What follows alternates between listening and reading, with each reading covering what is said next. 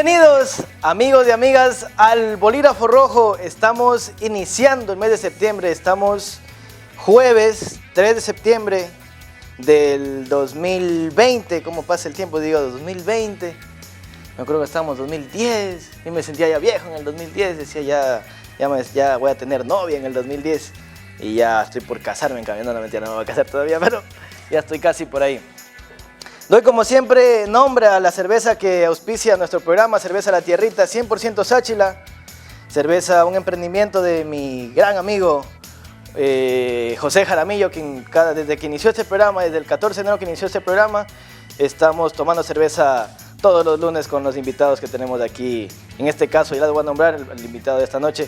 Yo quiero sino recordarles algo. Cada programa que ustedes han visto, todos los programas que ustedes han visto, si es que algo se perdieron y quieren volver a ver a este atorrante, pueden verlo en la página de YouTube del Bolígrafo Rojo. Se meten a YouTube, ponen el Bolígrafo Rojo y van a ver a este señor conversando con varias personas de aquí al frente. Bueno, sin más, vamos ya al invitado de hoy. Él es un invitado que lo conozco yo, un personaje que lo conozco yo desde hace bastante tiempo, bueno, no bastante tiempo, pero hace un año y un poco más, cuando empezó a ser parte del programa En la Mira. Empezó como analista político, en ese tiempo estaba Andrés Gómez, quien también ya estuvo sentado ahí, y después Andrés salió del programa y entró Edwin, pero don Jorge siguió como analista del programa.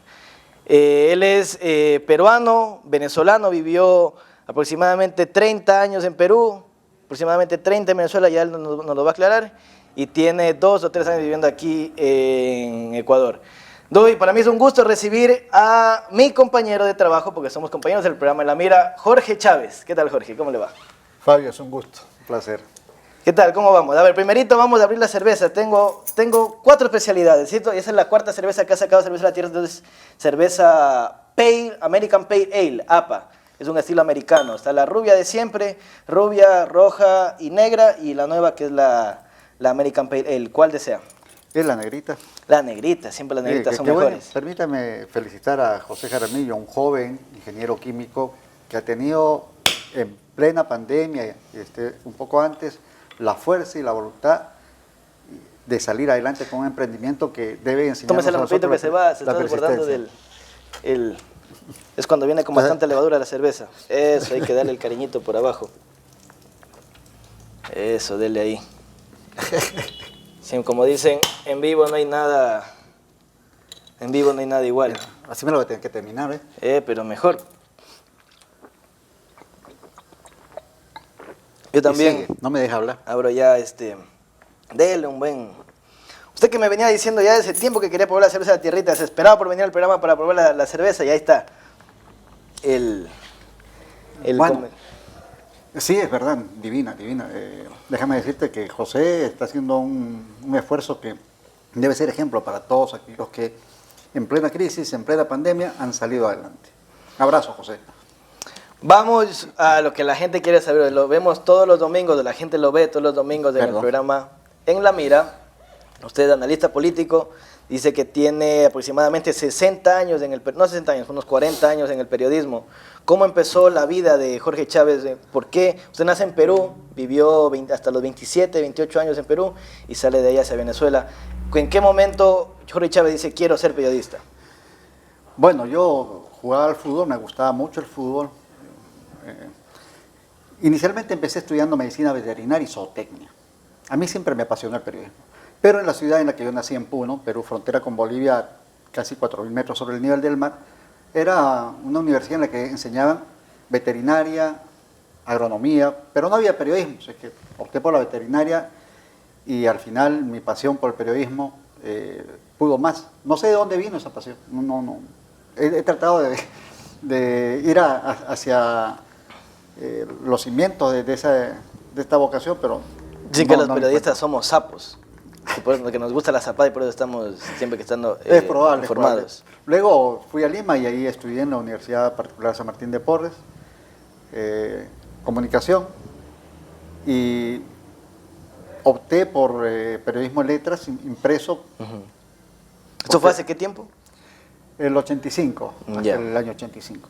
Era algo que a mí me apasionaba. Mi padre compraba un diario que era no recuerdo el nombre, lo tenía guardado este niño y yo lo que hacía era, antes de hacer los aviones, lo que fuera, leer y siempre tenía en la cabeza, decía, oye, ¿cómo harán esto? ¿Y cómo harán esto? ¿Y cómo harán esto? Entonces, pude ver las imprentas cuando todavía utilizaban el linotipo, cosa que ustedes ni siquiera puedan, de pronto los jóvenes... Los millennials. Sí, los Oye, millennials. no, yo no sé qué es el linotipo. ¿Qué es el linotipo? Eran unas planchas de acero con cada letra. Ya. Entonces tenían que armar las palabras al revés. Ajá. Luego se le echaba la tinta y pasaba el papel para la impresión. Y eran letras chiquititas, me imagino. Sí, pequeñitas. Claro. Y habían los linotipistas, eran muy bien pagados porque eran pocos. Y tú sabes lo que es leer toda una cuartilla que tú escribías para pasarla en letras. Claro, claro. Palabras. A veces había palabras para, él, como, etcétera. Pero yo vengo de tengo 38 años en el ejercicio del periodismo. Pero entonces no eran letras, no palabras. O sea, no era que... Había letras. O sea, palabras, pero pocas palabras. Sí, claro, para él. las sí. que se utilizaban constantemente. Ujú. Pero, por ejemplo, no había exabrupto. Tenías Claro. que buscar la letra por, Ya. por letra, ¿no? Letra por letra. Sí, sí, sí. Una experiencia bien interesante. Ya, y de ahí usted ejerce la profesión del periodismo alrededor de qué tiempo, cuánto tiempo en Perú y cuándo viaja a Venezuela. El 93 salgo a Venezuela, no porque quise, sino porque me vi obligado para preservar mi vida. Yo trabajaba en el diario La República, anteriormente lo había hecho en otros medios, varios, y en la revista Sí, donde comencé a trabajar el periodismo de investigación.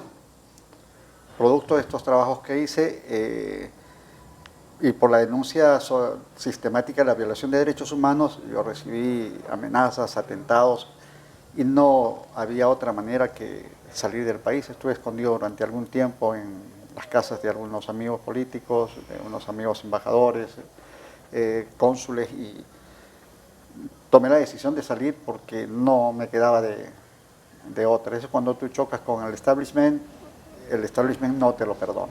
Ya, pero usted una vez me contaba que tuvo también un programa de televisión que duró, creo que 2 programas, algo así, y que tuvo que salir del programa, o que el programa lo censuraron, porque usted en vivo le dijo a un diputado que si había cometido un acto de corrupción. Él dijo no, y usted le dijo, ¿cómo era esa historia?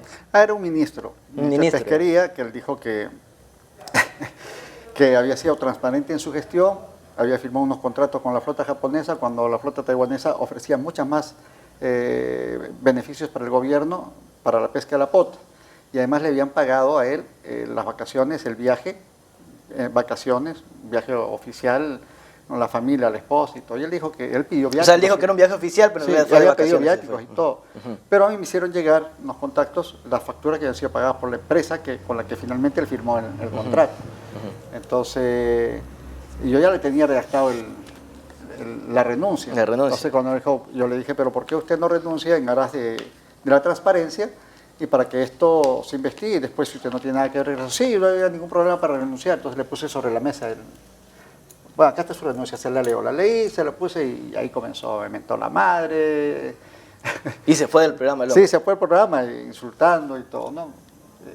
Eso fue en la noche y al día siguiente él estaba renunciado. Hablándole al dueño del canal diciéndole que no saquen ese programa. Pero salió al final, no, pues fue en vivo, ¿no? Sí, lo cierto es que al día siguiente el gobierno, el presidente, ese tiempo Fujimori, dijo, hemos aceptado la renuncia de este señor, mientras se investiga, pero no era que habían aceptado la renuncia, porque él no renunció a él, lo votaron, pues, lo votaron para afuera. Y hablando de Fujimori, usted también estuvo en la campaña de Fujimori, ¿no? Usted trabajó de cerca con Fujimori, nos contaba una vez. Sí, yo conocía mucho antes a Alberto Fujimori, un ingeniero que era mi fuente en la universidad donde él enseñaba. Él era matemático y además ingeniero agrónomo. Y yo cada vez que tenía que tocar temas del agro, acudía a él. Nos hicimos, no amigos, había una relación cercana. Y de pronto un día me llamó, me dijo que me invitaba a almorzar para 2 días después. Me extrañó, mandó un carro. ¿Usted trabajaba ahí en el periódico? Sí, en el periódico, yo estaba en el periódico. Trataba de dar una vuelta en la cabeza para qué será. Cuando llego a una casa muy grande, me hicieron pasar, había demasiado lujo. Él hasta ahí era, ¿qué? No era presidente todavía, no, él era empresario. un profesor. Ah, profesor. Sí, un profesor Yeah. de la Universidad de La Molina. Entonces, ahí me presenta a otro otro personaje, voy a evitar, no recuerdo el nombre, quien después fue su vicepresidente. Y me anuncia de que se va a postular a la presidencia, y yo solté la carcajada, pues le dije, ingeniero, hágame el favor, usted se va a enfrentar con Vargas Llosa.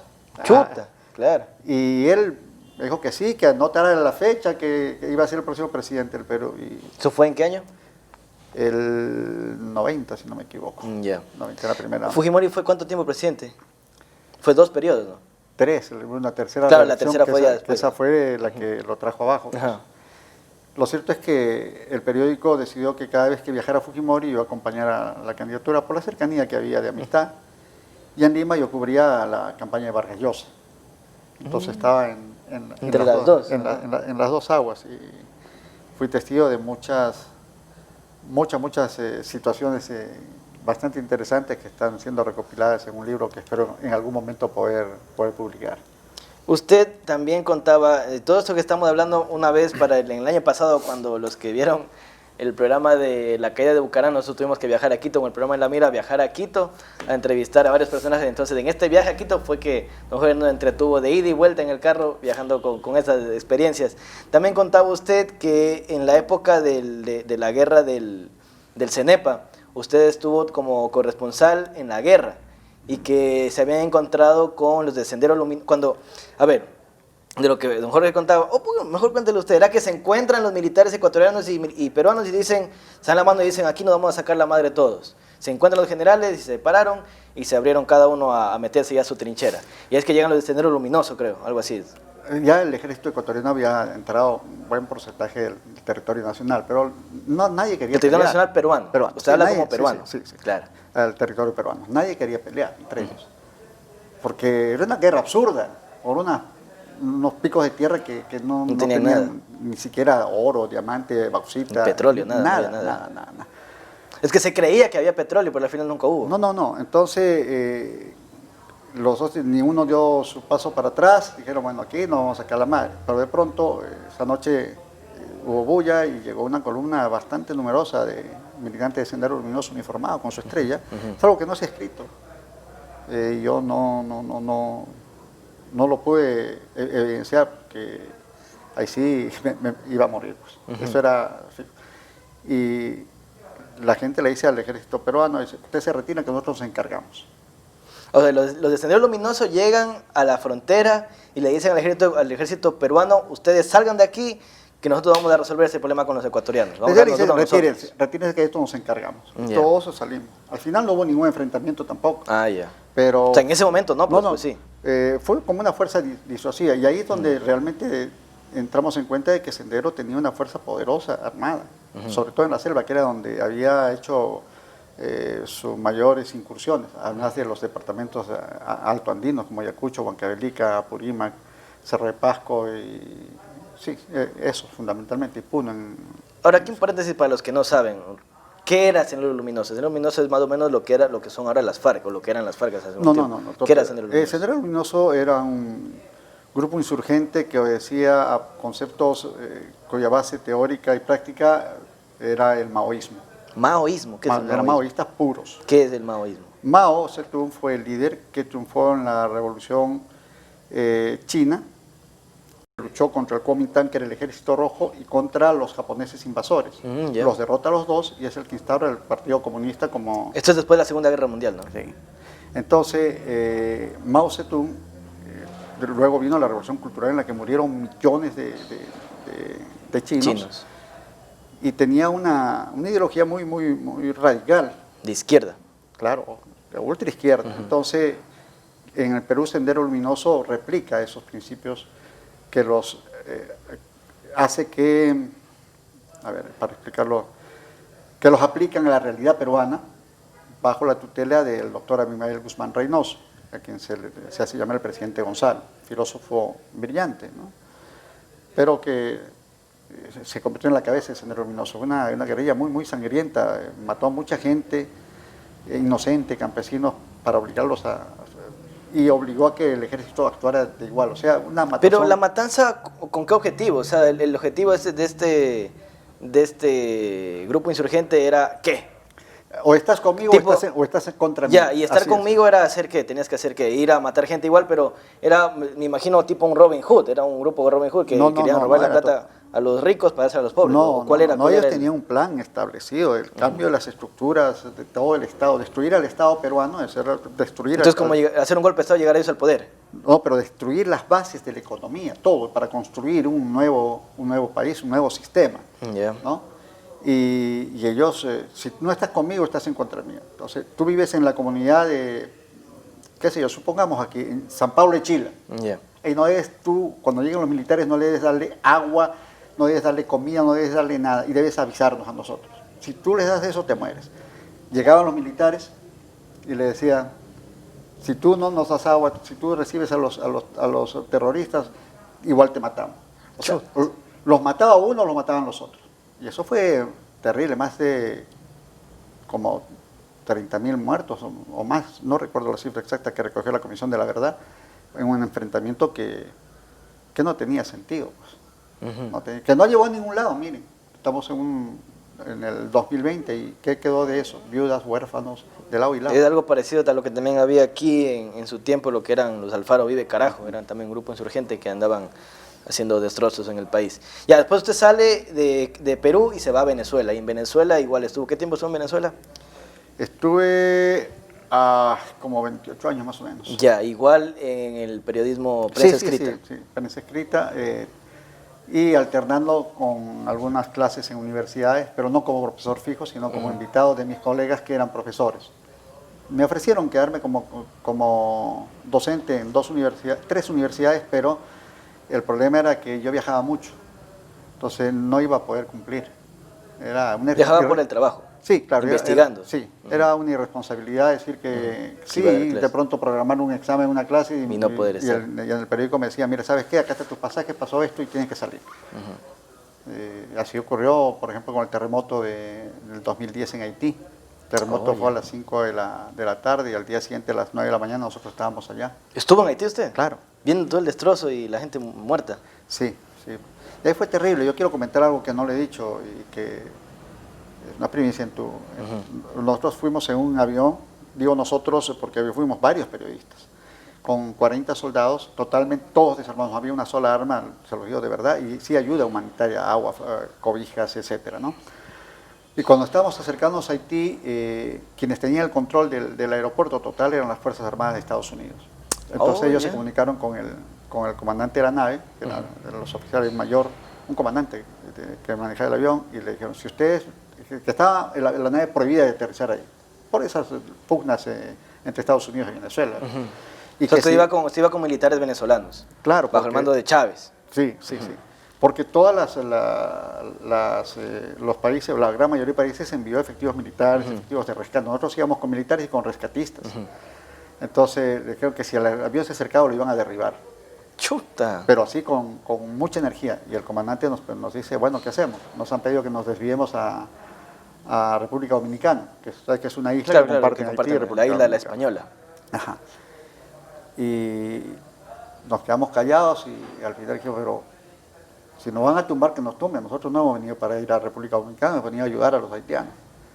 Solo hubo un colega que se puso a llorar, que no quería morir, que dijimos, bueno, vamos. ¿Colega militar o de prensa? No, de prensa. Yeah. Un periodista.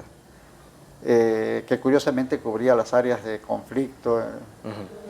Bueno, tuvo miedo pues, porque el miedo es normal a cualquiera. Y de verdad todos tuvimos miedo, yo también. Hasta que aterrizamos no pasó nada, pero apenas aterrizó el avión, salieron los militares norteamericanos a querer tomar control del avión, de las cosas que llevaba, y apuntaron a unos hombres que todos estábamos desarmados. Y ahí hubo empujones, insultos y todo, porque nadie se amilanó. Yo nunca había visto un avión tan grande, Fabio, como el de Estados Unidos. Era un avión que se abría por atrás y la parte de adelante. Tenía 2 motores inmensos en cada lado. Era una cosa, los vi llegar 2 veces en la noche, bajaban cientos de soldados con equipamiento, con plantas eléctricas, pero era interminable. Y parece que el comandante ellos se dio cuenta del error que habían cometido y después invitó a toda la tripulación y les regaló unos bolígrafos, avioncitos pequeños para hacer las paces. Pero si hay una de las pautas que me tocó cubrir que marcó mi vida fue el terremoto de Haití. Qué triste. Créeme que a mí me costó superar eso. Acostumbrado a muchas cosas, Fabio. Acostumbrado por el trabajo a ver muertos, sangre, dolor. Eso no me insensibilizaba, no. Pero lo de Haití fue otra cosa. ¿Tú sabes lo que es ver ahí, Fabio? Miles de muertos tirados en las calles. No uno, no dos, no 100, miles. Llevaron a la morgue del hospital. Imagino que todo el país huele la muertecina. Sí. Y los fueron poniendo como en este set, uno sobre otro, y el techo era de calamina. Y los cadáveres se fueron hinchando, y por ese hinchazón fueron creciendo y abrieron un boquete en el techo. Y uno escuchaba, como cuando revienta el canguil, ¡ta!, cómo explotaba el cuerpo, ¿no? Y ahí la cantidad, era terrible, es como que tuvieras en todo el estacionamiento del hospital que está acá muy cerca, en todo el estacionamiento, estuvieran arrumados los muertos, tirados uno sobre otro, hinchados, en la calle les echaban gasolina para quemarlos por el olor era insoportable. Yo estuve con la sensación de ese olor casi un mes. Todos los días salía y en la noche quemaba la ropa porque no podía ni lavarla, la lavaba y no, era terrible, fue terrible, un dolor. Y los haitianos, les comento, es algo que a mí me laceró el alma. Caminaban de un sitio para otro porque no sabían a dónde ir, habían perdido su casa, habían perdido sus familias, y yo no los veía llorar, no lloraban, pero en las noches no había luz, solo tú veías funcionando los semáforos. Decía, pero ¿cómo si no hay nada de luz? Es que ellos se cargaban con baterías solares. Oh, ya. Y escuchabas unos cánticos que te partían el alma, con un dolor. Ellos cantaban, expresan su dolor cantando. Y de verdad yo estoy recordando esto y todavía me siento golpeado. Al año siguiente, Fabio, amigos, escuchen, fuimos a hacer una evaluación. Digo, ¿puedes viajar? ¿Estás tranquilo? Sí, para ver qué había cambiado. Nada. Todo seguía igual. ¿Todo destruido? Todo. Lo único que había cambiado era que habían construido un supermercado muy moderno con aire acondicionado cerca a la base donde están los soldados de las Naciones Unidas, para que los de las Naciones Unidas pudieran comprar ahí sus alimentos. Entonces ustedes ahí entraban, era como un automercado de Miami, de cualquiera de esas ciudades, muy moderno, salían con sus bolsas y en las veredas sentados los niños, mirándolos como él le regalaban a algunos una galletita, un caramelo, a niños que no tenían ni qué comer. Fue terrible. Pero también fui testigo de cómo cuando hay vocación de servicio, ganas de ayudar, se olvidan las diferencias ideológicas y políticas. Yo vi trabajando codo a codo a los bomberos de Miami-Dade, a los venezolanos, al grupo de rescate de Venezuela, de Colombia, de países ideológicamente distanciados por sus gobernantes, pero que ahí era un equipo solo. Ahí hay un hotel como de 8 pisos, donde estaban los oficiales de las Naciones Unidas, que se cayó completo así, que se cayó todo, y murieron todos los oficiales, salvó una señora, la dueña. Un perro colombiano detectó que había personas vivas, porque así como hay perros que detectan, buscan a las personas. Drogas en los aeropuertos. Sí, pero estos perros detectan no cadáveres, sino personas vivas. Y me llamó la atención que en el grupo de rescate de los bomberos de Estados Unidos, de Miami, habían 5 personas de baja estatura, o sea, no quiero decir de baja estatura, no llegaban a algunos así, al metro. Y yo decía, pero uno de ellos era salvadoreño, y nos entendíamos muy bien, yo no entendía. ¿Para qué? Sí, y ahí es que cuando vi cómo rescataron a una pareja de jóvenes, entraban por los huequitos más pequeños, y iban apuntalando, arriesgando su vida para que después fueran sacando los pedazos de piedra que ellos habían puesto para sostener, y entraban los bomberos grandes. Impresionante, realmente. Listo, vamos a la primera pausa comercial, se nos ha ido el tiempo, yo me he quedado fascinado con esa historia, mientras ustedes lo ven también, estoy que lo veo, lo escucho, y no lo quería interrumpir porque estaba interesante la historia. Vamos a la primera pausa comercial y al regreso vamos a seguir hablando acerca de los peligros. Ya un poquito hablamos al principio, pero un poco acerca de cuál es el peligro y cómo se maneja esto del periodismo de investigación, porque uno por investigar, sacar cosas a la luz de políticos corruptos, se mete en problemas y don Jorge ha estado algunas veces al borde de la muerte por estas situaciones. Vamos a la pausa comercial y regresamos.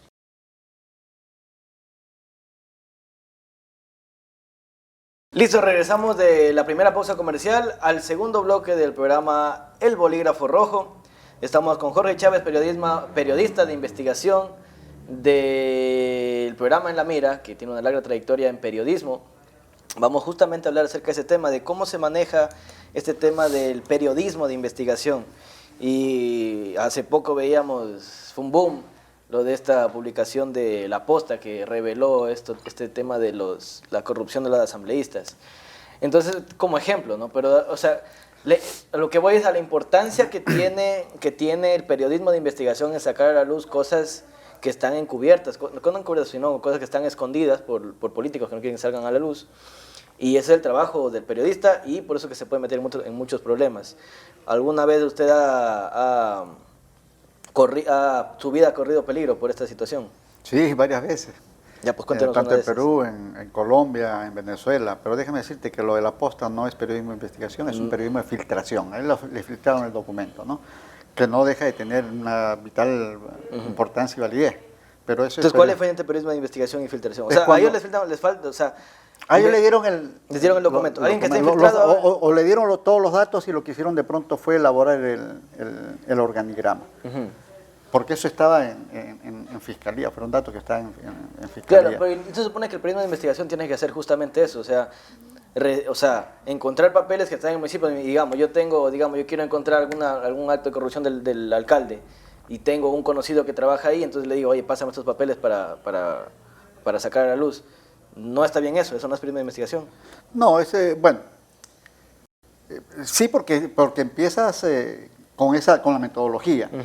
Y recurres a datos, a fuentes que a veces corriendo riesgo y tú vas armando poco a poco un trabajo. En el caso, como te decía, La Posta no dejó de reconocer la validez y la importancia que tiene esa documentación, pero lo que hicieron fue entregar, miren, esto es lo que hay, ¿no? Que causó un terremoto político aquí, sí. Sí. Tú me preguntabas sobre las veces que uno... Que su vida ha corrido peligro, sí. Varias veces. Recuerdo que en una oportunidad llegó la noticia a Caracas que habían asesinado a casi todo un pueblo guayú, indígena. Al sur de Venezuela. En la frontera con Venezuela, pero del lado colombiano. Sabes que los guayús no reconocen fronteras, ¿no? Para ellos no hay fronteras ni nada. Y tienen inclusive sus propias jerarquías y aplicación de la justicia con las cuales el Estado como tal a veces respeta y no se mete. Es como aquí la justicia indígena. Sí. Entonces viajé a Maracaibo, que es la capital del estado Zulia. Logré tomar contacto con familiares de esas personas y le dije, bueno, vamos. Entonces había un montón de periodistas de la zona y dijeron, bueno, vamos a hacer una cosa, vamos. Yo viajaba siempre con muy buenos fondos económicos de periódico para que inclusive, como ocurrió en algunas oportunidades, pudiera alquilar una avioneta si tenía que salir o no. Le dije, vamos a hacer una cosa, colega, le digo, vámonos mañana. Yo pago el alquiler del carro, una camioneta, y nos vamos todos. Y ellos sabían cómo actuaban los paramilitares, yo también, ¿no? Tanto así que mi fotógrafo me dijo, ¿sabes qué? Me siento mal, y nadie quiso ir, Yeah. nadie. Entonces me fui con 13... Se siento mal, se ahuevó el hombre. Sí, sí. Le dio... Algo el estómago se le soltó. Yeah. Y era entendible, pues yo no puedo obligar a correr un riesgo a nadie, ¿no? Pero ¿y si fotógrafo no se hace la nota tampoco? No, yo me llevé mi camarita, tenía una camarita usted mismo hacía pequeñita, la una cámara. Sony, Yeah. de esa, para la publicidad, y ojalá llegue aquí. Ojalá. Fuimos en el carro con 3 de esos indígenas cuando pasamos por varios puntos, era como un desierto. Ya estábamos en Colombia, como 2 horas hacia adelante y llegamos a las orillas del mar. Y era una zona en la que es como que el mar, tú puedes pasar hasta aquí cuando el mar se ha retirado. hay cierta hora en que Cuando el sube mar, la marea. sí, sube ya no puedes, tienes que Claro, esperar, ¿no? claro. Nosotros pasamos cuando el mar se había retirado un poco y llegamos y de verdad era un pueblo fantasma, había un perro y fueron corriendo a un sitio y de verdad encontramos ahí los huesos calcinados de los familiares de estos señores. Fue terriblemente triste. O sea, ellos llegaron y los paramilitares que habían ido y mataron a toda esa gente simplemente para tener una zona en la que podían sacar sus embarques por el mar hacia los puertos de los países centroamericanos. Eso era todo. ¿Embarques de qué? ¿De droga? Embarques de droga, claro. Oh, ya. Y mataron como cerca de 40 personas. Nosotros vimos los huesos, vimos las fotos, las publicaciones, todo eso calcinado, solo los huesitos. Y ellos en unas cajitas metieron unos huesos de los que creían que eran sus familiares. ¿Usted con cuántos familiares fue? ¿En camioneta en cuántas personas? Tres personas. Ok. Cuando de pronto... ¿Y un chofer? O sea, 5. No. ¿Usted mismo manejaba? 3 y yo 4. Ya, ok. Uno de ellos manejaba. Ya, ok. Cuando dice, tenemos que salir, vimos a lo lejos que venían 2 camionetas, pero muy lejos.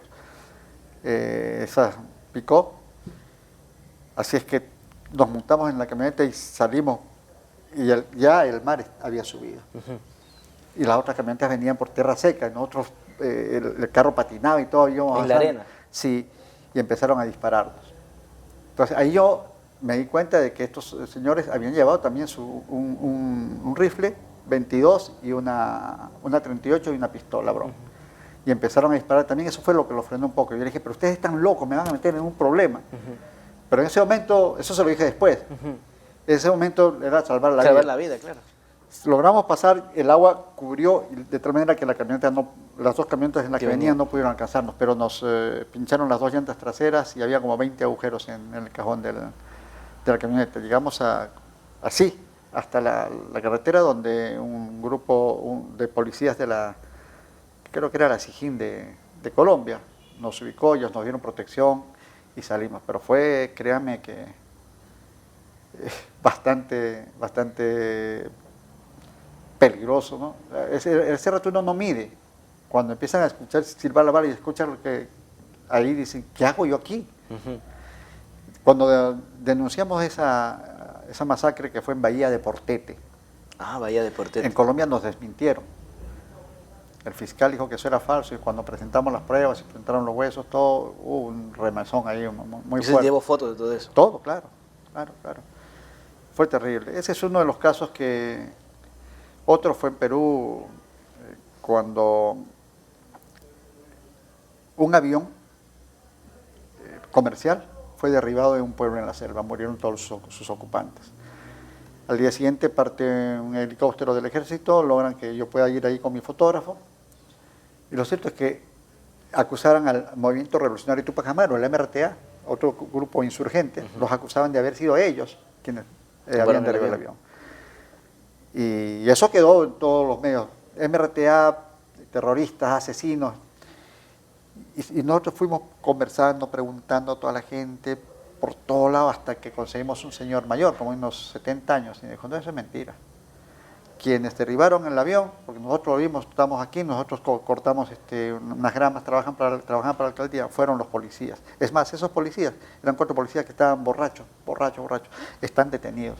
Cuando el avión despegó, ellos empezaron a disparar al avión y el avión cayó allá. Yo me quedé sorprendido. ¿Usted está haciendo sí? ¿Y usted lo puede? Claro que sí. Y ahí, cuando el señor que era mayor empezó a dar testimonio, había mucha gente que había visto, empezó a tomar valor y a darnos el testimonio.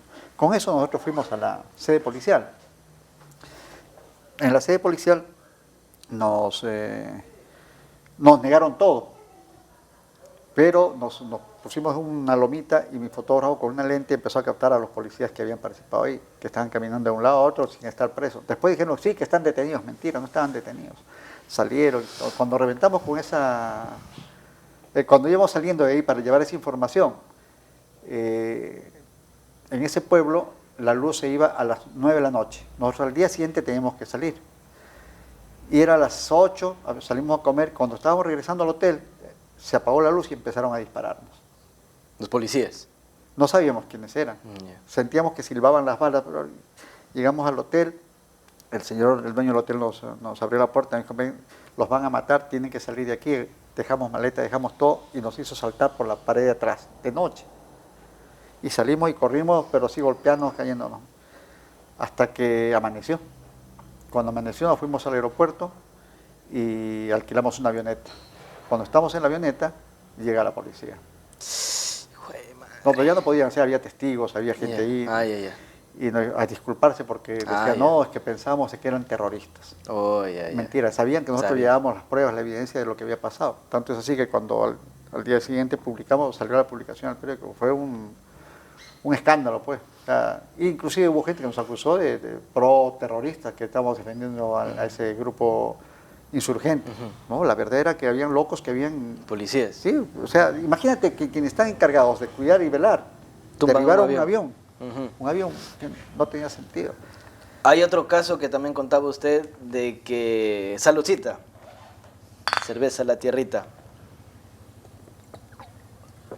Esta entrevista con Jorge Chávez la tenemos pactada hace tiempo ya. Porque a Jorge le encanta la cerveza, entonces me decía, cada vez en el programa de la mira me decía, ¿cuándo te la cerveza? ¿Cuándo te la cerveza? ¿Cuándo te la cerveza? Aquí le tengo por fin la cerveza. Porque Fabio se las tomaba todas, era incapaz de decir, Jorge, mira, vamos a tomarnos esta. No. No, pues que además todavía nos seguimos tomando después del programa. Otra historia que usted contaba es que igual que ya le pusieron la pistola en la cabeza porque pensaban que usted tenía un GPS. Le pusieron la pistola en la cabeza y ya le iban a matar, sino que al hombre que lo iba a matar lo llaman y le dicen, no, tranquilo, no lo mates. ¿Cómo fue esa historia? Nosotros queríamos hacer desde hace tiempo unas entrevistas con los paramilitares colombianos. Un amigo... ¿Los de las FARC? No, paramilitares, las Autodefensas Unidas de Colombia. Un amigo que vive en Arauca, del lado colombiano, periodista, un muy buen amigo, yo le dije, mira, ayúdame a conseguir una entrevista con esa gente que está por ahí. Un día me llama y me dice, vente, tienes que estar mañana aquí a las 10 de la mañana. Como eso te decía, por eso que yo no asumía responsabilidades en la universidad, porque podía ir al siguiente día, claro. Yo siempre tenía en la oficina, en el periódico, una mochila con todas mis cosas. En caso de que ese rato toque. Y que me tocó la mayoría de veces salir así. Ningún fotógrafo quiso salir. Todos extrañamente tenían pautas. Pues decían, con ese loco no vamos a ir. Y llegué al lugar, hicimos los contactos y me dicen, ¿sabes qué? Ellos quieren plata, pues para hablar. Y dije, no. Porque ¿Quieren plata para qué? Para hablar. O sea, que querían como vender la información, ¿no? Eso les digo a los periodistas, a los alumnos de las universidades, que jamás paguen por una información, porque le quita toda fuerza. Toda fuerza. Porque al periodista como periodista. Claro, porque a la información, porque la gente por dinero puede mentir y le quita credibilidad, ¿no? Entonces, por cierto que dije que no, al final se pactó la entrevista y vino una persona, me recogió una moto y como 2 horas adentro, solo. Llegamos a una chocita, había una señora con una niña y como a los 15 minutos llegaron 2 personas en 2 motocicletas, muy armados, fuertemente armados. Uno de ellos traía un teléfono satelital y a mí me presenta, me dice, él es el comandante, el eléctrico, con mucho gusto, como le da comandante, le digo, este es su escolta, que va. Ahí les dije que quería entrevistar o quería hacerles las preguntas, porque ese tiempo en Rialito se estaban desarrollando las conversaciones para el proceso de paz y desmovilización de los grupos de autodefensa con el gobierno colombiano. Además de esos temas, tocar el por qué estaban matando gente, etcétera, ¿no? Y empezamos a conversar y él estaba de muy buen humor, el comandante, el eléctrico. Yo cargaba un chaleco esos de periodista con varios bolsillos. Como ahí. ese, pero con más bolsillos de acá Sí, abajo. un chaleco. Un chaleco, ajá. Sí. Llevaba agua, medicinas, aguja con hilo, para cualquier cosa, una herida uno mismo tiene. Como irse a la guerra, eso más o menos. Sí, es verdad, porque tú no sabes dónde vas a ir y cuándo vas a regresar. Entonces, a él le gustó el chaleco, me dice, dámelo para probármelo. Yo me lo quito y tenía un bolsillo grande y ahí tenía una PC Pocket. De ese tiempo recién habían salido las computadoras pequeñas de bolsillo. Y yo más la compré por fanfarronear, pues. O sea, era como una computadorita, pero chiquita. Chiquita, ¿no? Cuando vio eso, él de una vez me apuntó y me dijo, ese es un GPS, tú nos has vendido, van a llegarnos la policía, nos van a matar. Inclusive su escolta también inicialmente pensó que era eso. Entonces yo le decía, ya va, eso no es una PC Pocket, ok, para que me entiendas, es una computadora de bolsillo, una computadora pequeña, nada. Ahí fue que le puso la pistola en la cabeza. Todavía no, o sea, yo hablaba con el escolta y le decía, hermano, tú pareces mucho más racional que este señor. Ya. Por favor, esto Le es dijo flexible. bruta en la cara al otro. No, es que lo era. Él que iba, yo te aseguro que jamás entendió lo que era el significado de Pisi racional, pocket. ¿no? Ni Sí. de pisipoque. Ya. Entonces yo le explicaba, trataba de explicarle, mira, acá está, ve, mira, estos son los contactos que yo tengo. Y quería destrozarla. Le dije, no, no hagas eso, no hagas eso. Y él sí me puso la pistola acá y me dijo, te voy a matar. Ponte de rodillas. Entonces el escolta trataba de disuadirlo y el escolta me dijo al oído, mira, si tú te pones de rodillas, en verdad te va a matar. Entonces en ese momento ya uno cuando sabe que ya estoy muerto, pues ya. Yo le dije, bueno, si me vas a matar, mátame mirándome la cara. Mátame, listo, ya, dispara aquí. No sé de dónde me salió esa. Y en ese momento el que me decía que quería obligar a que me arrodillara, yo sentí, créanme, se los digo con el corazón en la mano, lo sentí que yo en un estado que me elevaba del piso, como que levitaba. Yo lo sentí de verdad como que estaba con los pies así en el aire. Dije, debe ser un momento en el que uno ya... Ya por miedo o el cerebro mismo. Fíjate que no era miedo, no tenía miedo. Ya. Ya había pasado momentos antes, toda mi vida en un segundo. ¡Ping! Y en ese momento yo sentí una paz, una tranquilidad. Dije, ya me voy a ir, pues. Pero no le voy a dar el gusto de arrodillarme. No. En eso repica el teléfono satelital y el escolta contesta y de inmediato le comenta a la persona con la que hablaba lo que estaba ocurriendo. Y él le dice que quería hablar con quien me amenazaba de muerte. ¿Quién era? Era el jefe de todo el grupo paramilitar que estaba en las conversaciones, que habían llamado para ver cómo las tareas que ellos tenían. No sabían ni siquiera que estaban conversando conmigo. Cuando él le dice que soy un corresponsal de la prensa extranjera, que le pide hablar con el eléctrico, y el eléctrico no quería hablar con su jefe. Al final lo obligan, y ahí es donde él le dice que no me mate, que se va a meter en un problema. Y pide hablar conmigo, ya yo le explico. Cuando le digo, ¿qué es lo que tienes? ¿Tú tienes un GPS? No, le digo, es una computadora de bolsillo, una PC Pocket. Oye, qué interesante, me dice. Yo hace tiempo quiero una. ¿Tú crees que me podía conseguir una? Sí, no, si quieres se la vendo. Le dije. ¿Por teléfono? Sí, por teléfono. Bueno, listo, ¿cuánto es? Eran $4,000. A mí me había costado como $300, $400. Yo dije, $4,000. Ok, que te paguen ahí. Me dijo. Entonces habló y los tranquilizó y el eléctrico me dijo, oh, tú pensaste que te iba a matar. Le dije, no hablemos de eso. No pensé que me iba a matar. Créame que cuando estuve sentado conversando con él, yo quise pararme. No le daba las piernas. No me daban las piernas. Recién después, como viene la bajada, pues, no podía. Con los que sabemos acá en la garganta. 4 amígdalas. Créame, después él me dijo que quería el chaleco, que le gustaba el chaleco, se lo probó. Sí, ¿cuánto cuesta ese chaleco? $2,000. Se le dijo que no llegaba ni a $30, $20, si acaso. $2,000. Oye, no es mucho. No, si quieres, si lo quieres. Es más, vas a usar el mío. Vas a decir, es un periodista extranjero. Y el tipo se hinchaba como un sapo. O sea, regresé de esa, y regresó con $6,000. con $6,000. Pero nunca había sentido que estaba tan a punto de morir. Ahí sí, porque tú le veías el rostro, la expresión, el odio que sentía. Y era un hombre que había matado más de 200 personas. Sí, porque me lo dijo el escolta que tenía, que le había mandado que se tranquilizara y que tenía la orden de que si seguía con sus desfases, tenía la orden de, como dicen ellos, darle piso, o sea, de matarlo. Y él me comentó de que le había matado, que el eléctrico había matado a más de 200 personas. Es que usted iba a ser el 201. No lo fue, no le di el gusto. Y fíjate que a la semana más o menos, me entero de que entró loco a una discoteca con la droga y todo y mató a 8 personas y el escolta tuvo que matarlo. Ya, o sea, muy loco. Sí, demasiado. Se había descontrolado, etcétera. Son cosas que yo les decía a los muchachos, a los alumnos en la universidad, tú no estás preparado. En la universidad nadie te enseña cómo reaccionar en situaciones como esas. Tú, Fabio, que has pasado, que eres un brillante, déjeme decirle, yo a Fabio no solo le tengo un aprecio, le tengo cariño y admiración, porque es un muchacho que tiene 25 años y está a cargo de todo este emporio comunicacional. Lo ha asumido con una seriedad, con una responsabilidad, como pocos muchachos que sea... Eso no significa que no salga sus ropitas y todo, a veces. Pero a la hora del trabajo, el trabajo. Y yo le decía siempre a los muchachos, miren, nada les enseña en la universidad a reaccionar en situaciones como estas. A mí nadie me enseñó, fue algo natural. Entonces yo tengo eso ahora que transmitir y lo estoy haciendo en un programa que estoy elaborando para hacer online, unos seminarios que vamos a dictar para los estudiantes, sobre cómo relacionar en situaciones adversas.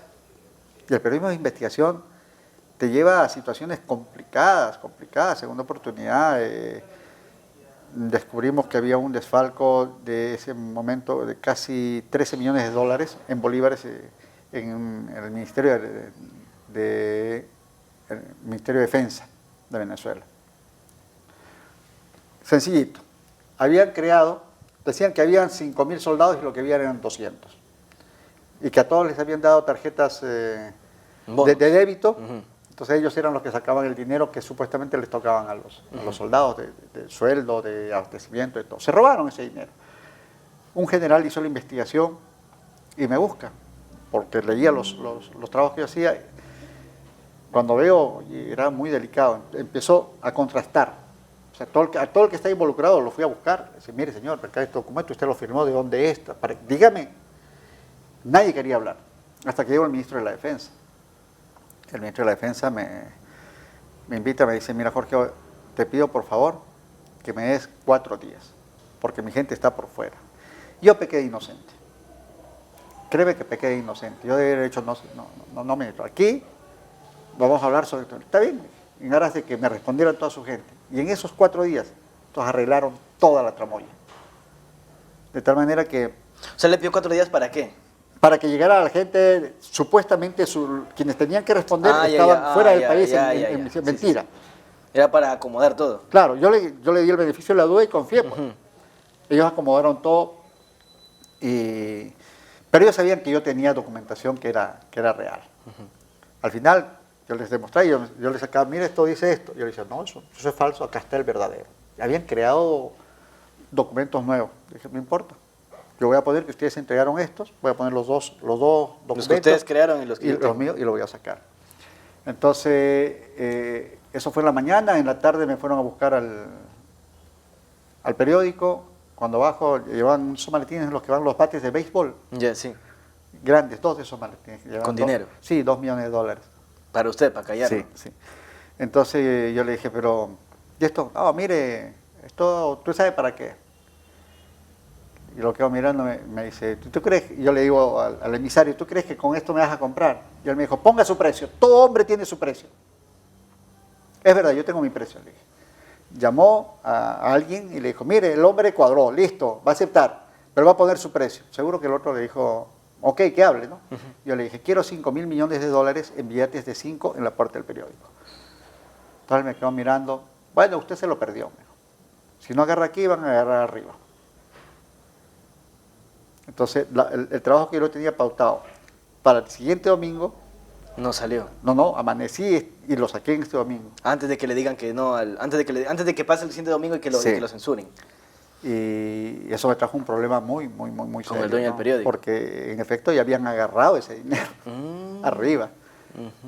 Pero como tenía ciertas libertades yo para decir que se publicaba, lo publiqué, pues, bajo mi riesgo. Y esa persona que recibió ya había dispuesto de la mayoría de ese dinero y no sé si tuvo que devolver o no. ¿Y la gente es que lo despidieron del periódico usted? No, porque el sindicato era fuerte y me apoyó. O sea, no lo hicieron. Pero es que además, fíjese, y eso es un consejo, si alguna vez se ve tentado por esas cosas, créame, si usted va a recibir, al día siguiente lo secuestran a su hija y le recuperan rapidito el dinero. O sea, ¿cuál es lo importante, Fabio?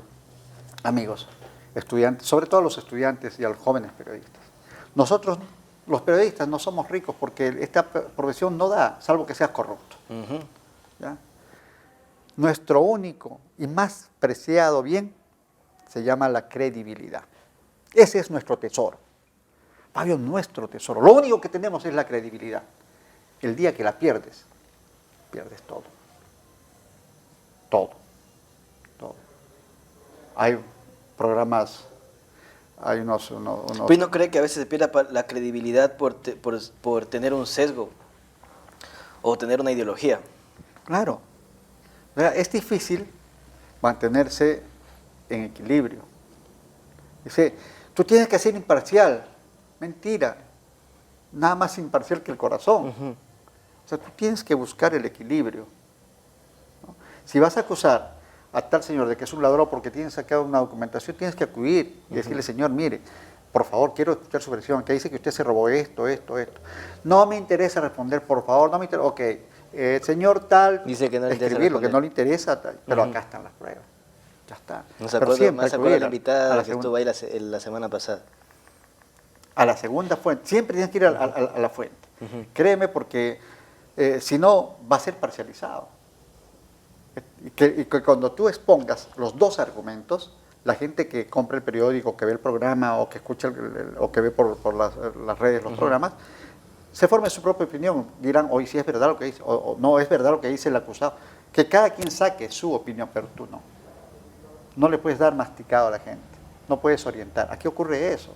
Esos programas que están en los portales. O sea, Y ya sentencian de una vez. es más, que el problema es la pauta, Fay. La pauta es la que manda. La pauta, La gente, el que financia esos medios. Claro. O sea, si tú quieres callar a alguien, le dan plata y en la crisis que hay, lo aceptan y se Lo callan. cogen. Sí, pues es complicado.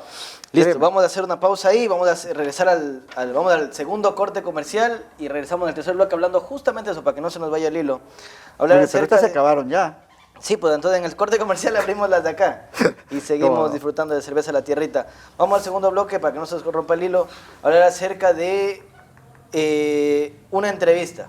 En el caso, le voy a poner en mi caso, ¿qué pasa? Le voy a preguntar a usted, ¿qué pasa si de aquí a un mes, 2 meses viene un candidato y me dice, Fabio, creo que me entrevisté en tu programa para hacer proselitismo de mi campaña política? ¿Qué debo hacer yo? Esa respuesta me la responde después del, ¿Cómo no? después del Con corte gusto. comercial. Con gusto. Vamos a la pausa y regresamos.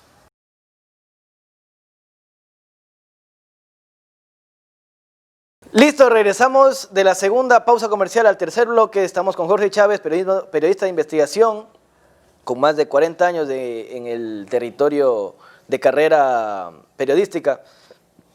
Y llegamos... a ver, no abrimos la cervecita, es cierto. Vamos a Te abrir la estás haciendo cervecita. el loco, ¿eh? Una y la otra para usted. Cerveza La Tierrita la pueden conseguir llamando al número telefónico que va a aparecer aquí abajo en la pantalla. ¡Epa! ¡Viva la fiesta! ¡Que viva el Oye, Santa Verde! Yo me tomo esta porque está más... Como que estoy Dele con ahí. Sebal. Ajá.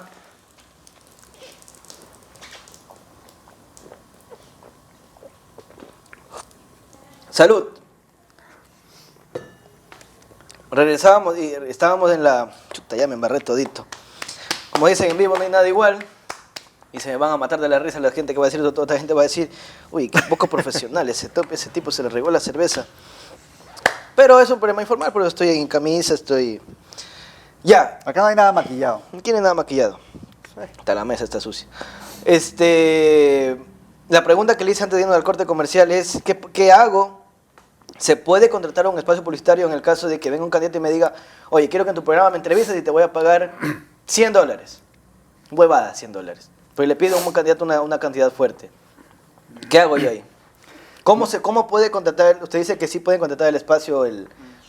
Explíqueme un poquito más. Me permito sugerirte lo siguiente. A ver. En aras de mantener la credibilidad de tu programa, Ajá. creo que no sería conveniente.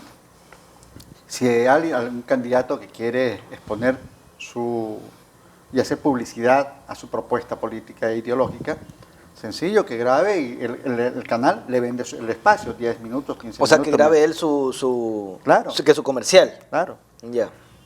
¿Qué pudieras hacer tú? Como creo que es lo razonable, buscar, no se va a entrevistar a todos los candidatos porque es imposible.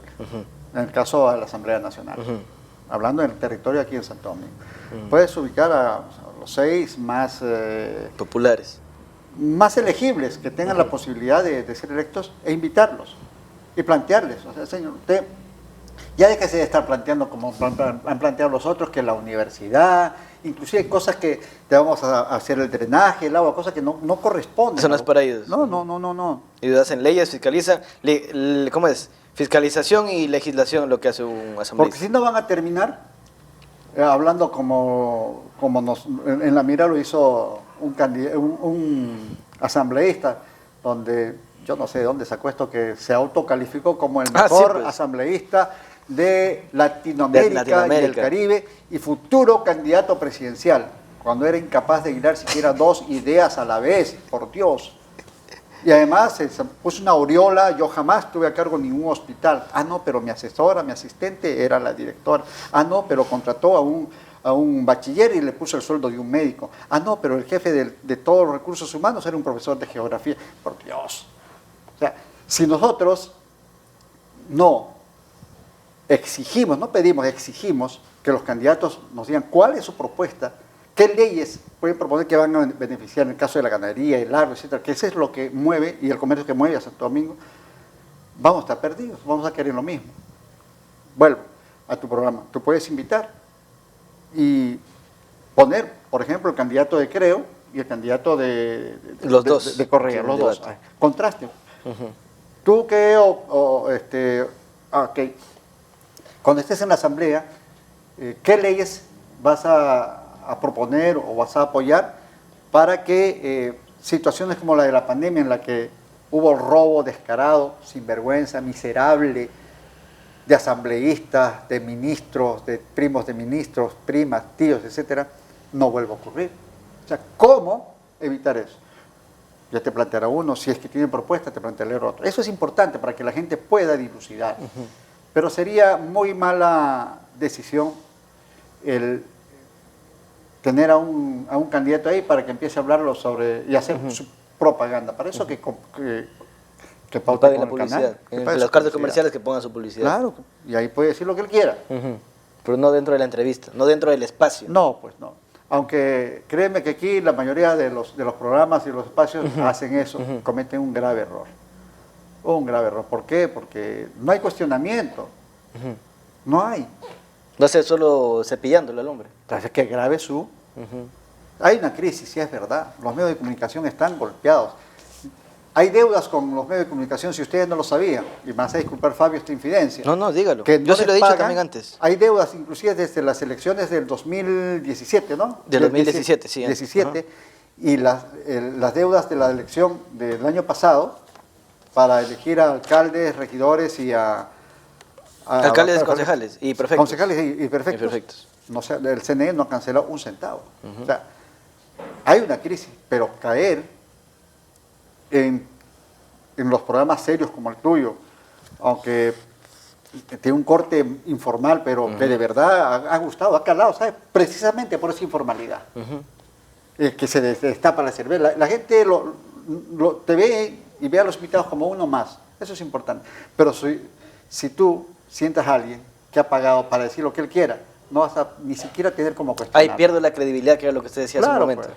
Entonces, si entrevistaste a alguien del partido Estrella Verde, para no nombrar ningún partido ni hacer publicidad gratis, entonces van a decir, ese Fabio, no, ese se vendió al del partido, al de la Estrella Verde. No debería ser. No debería ser. Ok, aclarado este tema, y fue una pregunta para mí, para yo saber y para que ustedes sepan cómo se maneja este tema, cómo se debería manejar este tema. Vamos a ver, tengo varias preguntas, ya vamos a ir a la pregunta que hizo la invitada de la semana pasada, que fue Viviana Veloz. Ella le dejó haciendo a usted una pregunta. Viviana, al final de cada programa yo hago que el invitado que está aquí sentado le haga una pregunta al invitado que viene la siguiente semana. Entonces, quien estuvo la semana pasada aquí fue Viviana Veloz. Él le dejó haciendo a usted una pregunta y usted responde la pregunta de ella y tiene que hacerle una pregunta al invitado de la siguiente semana, que es Anestoy Zambrano, un luchador de aquí de la provincia. Luchador de MMA. Luchador, ha sido campeón panamericano, tiene escuela de entrenamiento, deportista. Así como es el Chito Vera a nivel nacional, él es de aquí en Santo Domingo. Tal cual, es lo mismo, la misma disciplina, digamos. Porque las artes marciales mixtas comprenden el taekwondo, el jiu-jitsu, el karate, un poco de vainas que comprenden las artes marciales, son artes marciales mixtas. Entonces se me quedan temas por fuera. Como ustedes vieron, Jorge es un cuentacuentos, como me cuentan a mí. Alguien que endulza con la voz. Es como el abuelito perfecto para contar cuentos. O sea, para sentarse, escuchar y a que los nietos se le reúnan ahí al lado, a los pies, y escuchar sus historias. Esa es historia de vida. O sea, he tenido la suerte y el privilegio de haber sobrevivido a situaciones que me permiten hoy comentar contigo y compartir con tu audiencia. Y hablando de eso, ¿cuántos hijos tiene usted?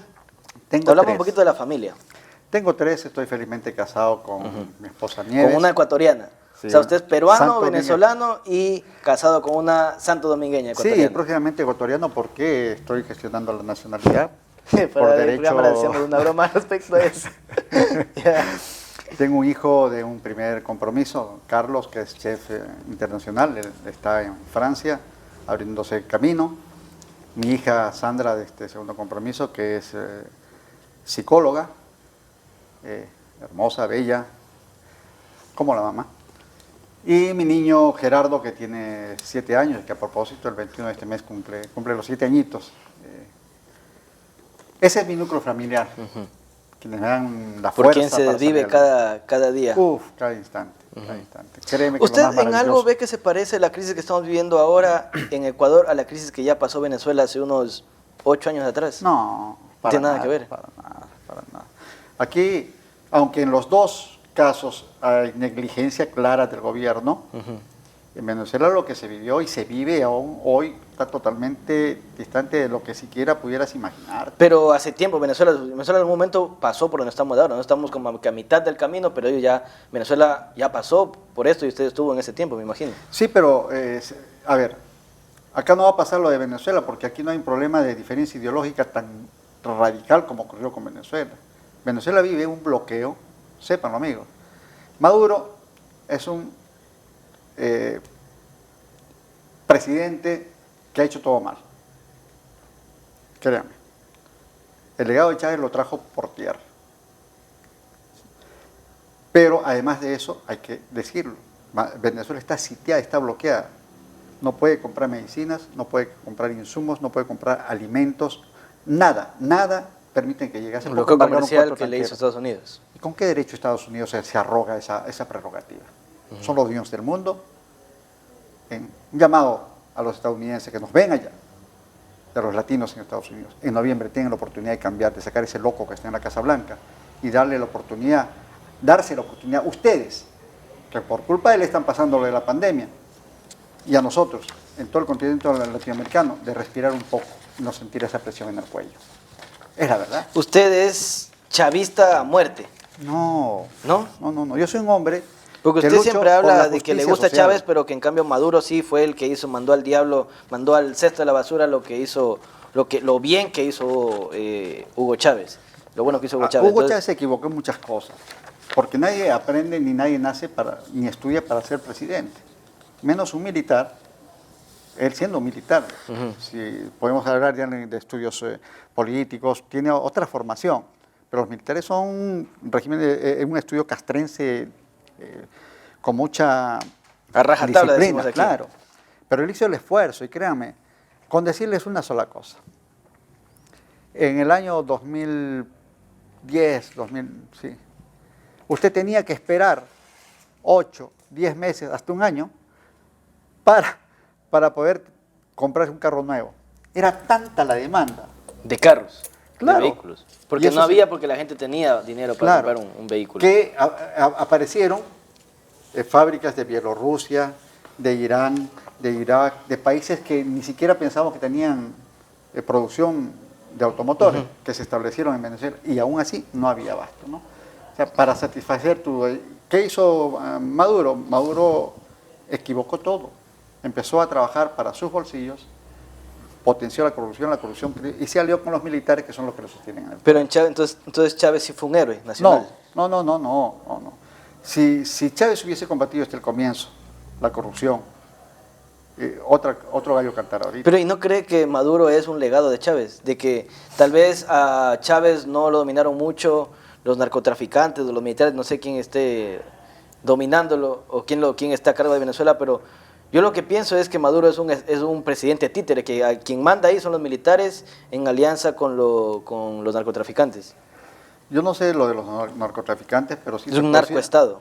Sí te puedo decir de que quienes tienen el control del país son los militares. Con Diosdado Y Cabello a la Maduro es cabeza. un títere. Se complementan. Yo soy el presidente, pues.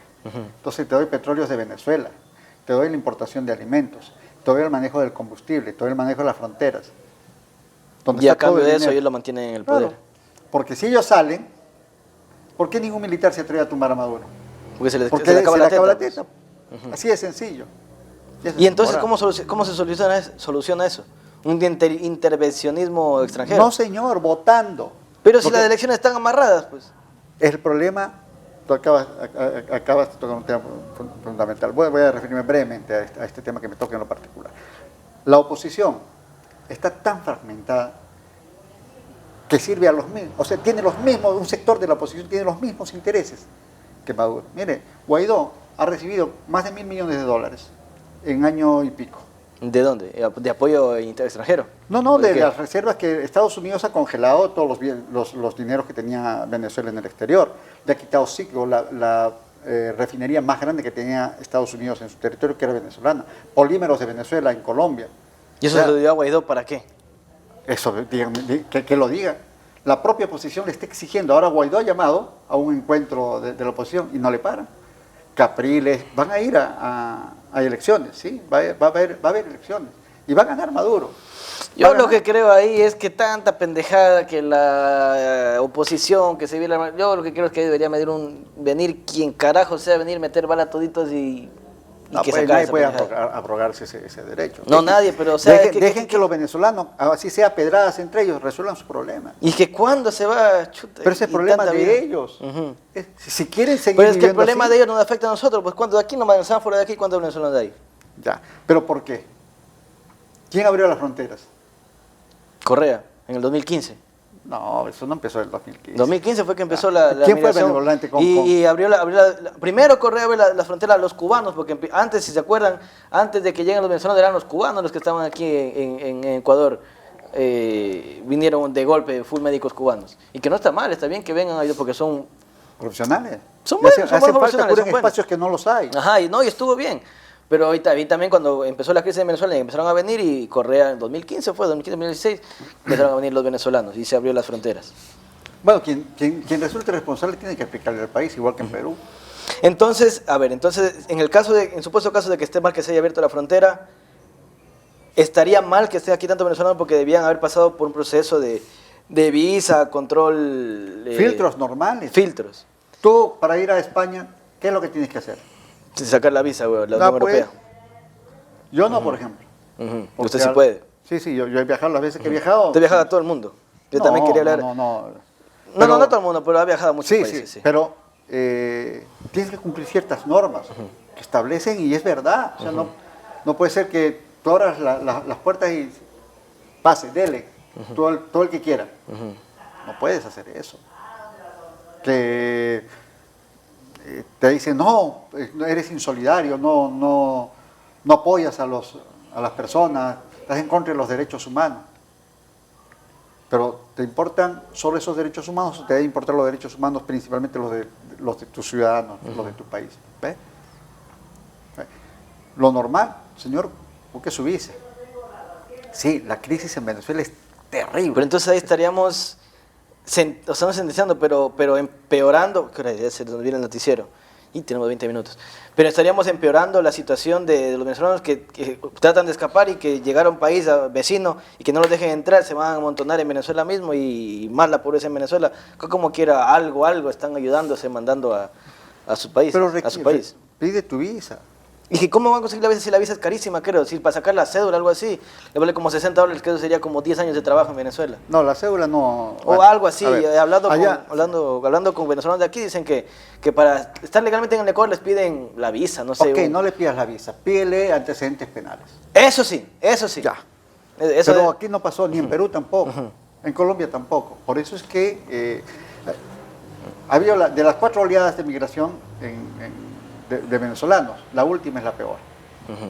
La primera fueron los empresarios que se fueron hace como 7 Claro, años. esos fueron antes, La ya vieron segunda era la de los profesionales que vieron de que no estaban ganando lo que debían y se fueron, y fueron los que Chile, Argentina, Colombia, Perú, y Ecuador, en Panamá, República Dominicana, los absorbieron. Después vino la migración de la clase media, que todavía tenía un carrito para vender y poder salir. Pero la cuarta esa fue migración, hasta el 2017, No, 2018. quería decir que eso fue su caso. No, en mi caso, nosotros teníamos ya, con mi esposa aquí, tenemos una casa, tú la conoces, bonita. Era un plan de vida para cierto tiempo. Se vio acelerado por un problema de salud. O sea, ¿ustedes pensaban venir al Ecuador? Sí, claro, si no, no hubiésemos comprado una casa donde la tenemos. Sino que yo empecé a tener un problema de salud por falta de medicinas. Soy diabético tipo 2, no conseguía medicinas. Entonces, ¿qué hacemos? Coincidió con que mi hija terminaba la carrera y dijimos, bueno, vamos, tenemos una casa allá y vinimos aquí y aquí producimos. O sea, no somos una carga, pues. No somos una carga. Porque hay un profesional, mi esposa trabaja con todo lo que es confecciones y hemos venido a aportar. Si no, usted no me tendría sentado aquí, no estaríamos los domingos. De alguna manera uno contribuye. Pero hay un sector, que es la última migración que tuvo Venezuela, que es la migración que tuvo la menor posibilidad de desarrollo, que se vino hasta caminando, porque ni siquiera tenía una patineta o una bicicleta para vender. Y en ese sector se vino mucha lumpe. Aquellos que se vienen caminando, que no les importa tener que atracar, robar o con tal de comer. O sea, hay gente que, honesta, que se ve en esa necesidad. Fabio, créeme, y es terrible. Necesidad de robar. No, si tú tienes 3 hijos, pues te pides y no te dan y te ves desesperado. De verse sí, en las calles, ya. claro. Pero hay otro sector que es el que llegó a ser desastre aquí, en Perú, en todos los países. Porque ya no hay que robar allá, pues, ¿qué vas a robar allá? Claro. Ya, ¿Okay? vamos ahora sí a la pregunta, ya culminando porque se nos ha ido más de casi 1 hora y media de programa. Le voy a mostrar la pregunta que le hizo la invitada de la semana pasada, que fue Viviana Veloz. La voy a mostrar aquí en el teléfono y eso lo voy a poner a ustedes en pantalla para que escuchen y vean la respuesta de la pregunta que le hizo Viviana Veloz a Jorge Chávez. A mi querido amigo Jorge Chávez, le quisiera hacer la siguiente pregunta. Si él tuviera la oportunidad de ser candidato a la Asamblea, ¿cuál sería su propuesta en torno al ámbito de la comunicación? ¿Qué ley propondría en torno al ámbito de la comunicación? Esa sería la pregunta. Listo, ahí está la respuesta de Jorge Chávez a Viviana Veloz. Agradecerte ese cariño tuyo conmigo, Fabio. A ver, Viviana. Yo creo que los periodistas y los medios de comunicación no tenemos patente de corso para hacer y decir y hacer lo que nos dé la gana. Si los médicos, los abogados y cualquier ciudadano tiene sus cánones y sus altos y sus frenos, nosotros también debemos de tenerlo. O sea, a ver, es fácil que cualquier medio de comunicación pueda decir que, voy a poner mi ejemplo, Jorge Chávez es un terrorista, es un narcotraficante, y sin presentar pruebas. O sea, las leyes tienen que hacerse para que los medios de comunicación, los periodistas, los dueños, entren por el carril de respeto a la ley. Pero amplío más. Ahora, además de los periódicos, las radios y la televisión, están los medios digitales. Y están las redes sociales, en los que cualquiera dice ser periodista y dice la barbaridad que quiera. No le importa ofender, insultar a nadie. Creo que se debería elaborar una ley que frene esos excesos y que obligue a quien acusa sobre un presunto delito a demostrar. De lo contrario, tenga que ir preso, pues. Por acusar falsamente. Claro, tú no puedes ampararte en el paraguas de que yo soy periodista para decir y hacer lo que te dé la gana. No, señores, no. Nosotros no estamos para eso. Los periodistas no somos eso, no somos unos abusadores, somos unos respetuosos de las leyes y de los cánones. Al contrario, nosotros tenemos que denunciar todo lo malo, pero con pruebas. Con pruebas, Fabio. Si no tenemos que quedarnos callados, si no tenemos pruebas, ¿cómo yo puedo denunciar algo? Pero aquí y en muchos otros países dicen lo que les da la gana. A la pregunta de Viviana, yo diría, habría que legislar para que esto no siga ocurriendo. Listo, ahora vamos a hacerle la pregunta al invitado de la siguiente semana, que es Anestoy Zambrano, que es un luchador conocido aquí en Santo Domingo porque ha sido campeón panamericano. Estuvo en Viña, en el 2008 fue campeón panamericano representando al Ecuador y ha competido en varios torneos, en Brasil, en Colombia, representando al Ecuador, ha llegado a buenos, creo que también fue campeón de Jiu-Jitsu en Brasil. Asdrúbal me dice, ¿no? ¿Cómo? ¿El nombre? Anestoy Zambrano. Anestoy Zambrano. Anestoy. Y tiene una escuela de lucha, de combate. y igual su trabajo ya está un poquito mayor. No mayor, pero para la pelea está ya pasado de edad, porque él tiene ya casi con los 40 años. Entonces él igual entrena a jóvenes para ir a competir. ¿Qué le preguntaría usted de él? A ver, Anestoy, primero felicitarte por todos esos logros que has conseguido hasta la fecha, para ti y para el país. Toda disciplina deportiva requiere de mucho sacrificio. Mi pregunta es, ¿qué tanto sacrificio tuviste que hacer para llegar a donde llegaste? ¿Recibiste apoyo gubernamental, privado, familiar? ¿Qué problemas tuviste que superar para conseguir y situarte en el lugar que tan merecidamente ostentas en este momento? Listo, ahí está la pregunta de Jorge Chávez para el invitado de la siguiente semana, Anestoy Zambrano.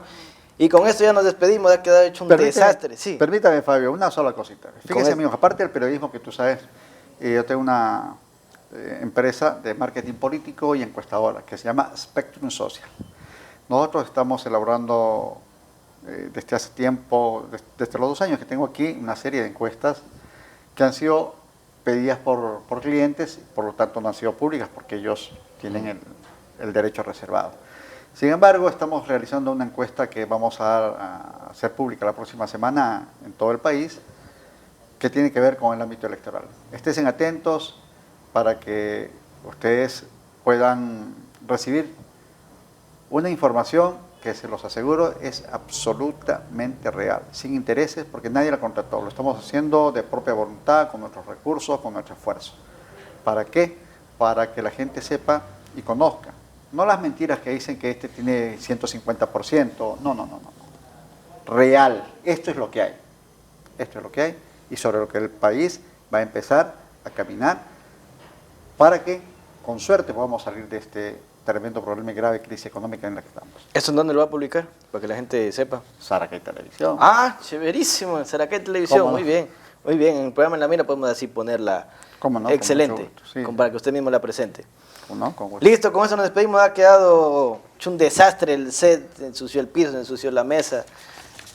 Pero Que esta cerveza parecía que no quisieran que la tomáramos, ¿vale? no, es que a veces viene con mucha levadura, entonces la levadura hace que se expanda mucho el gas. Eso ha sido todo. Disculpen por el desastre que han visto aquí. Tengo que cerrar el problema, tengo que limpiar el set porque si no viene el productor mañana y me manda al diablo que por qué le he dejado sucio el set. Eso es todo, espero que les haya gustado este programa. Jorge Chávez, periodista de investigación, una larga y amena conversación. Yo me sentí como estar con mi abuelito aquí conversando y que me esté contando sus historias. Una persona muy amena, no digo por su edad, sino está bien, por la forma en cómo cuenta las cosas. Porque mi bisabuelo también contaba así las cosas. Entonces, saludcita, y con eso ya nos despedimos. Salud, Y Fabián. salud, Jorge. Hasta la Gracias, siguiente semana. José. Hasta la siguiente semana, nos vemos. Saludos, Chao, chao. amigos.